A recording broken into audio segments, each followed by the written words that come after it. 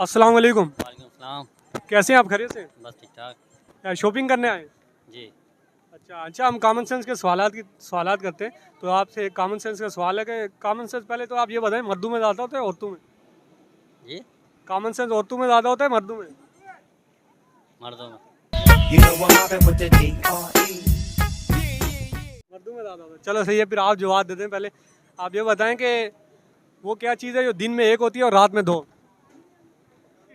अबे जल्दी बोल, कल सुबह पनवेल निकल। दिन में एक होती है। अरे हाँ भाई हाँ।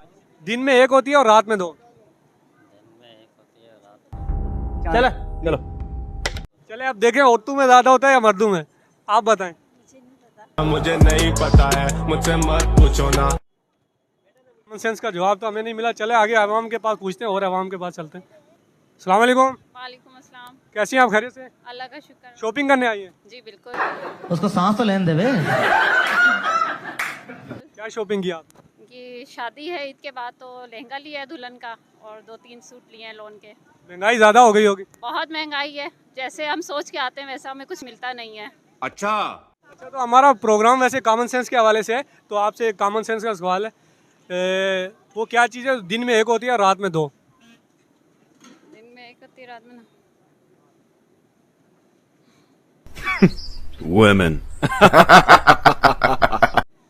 आप बताएंगी?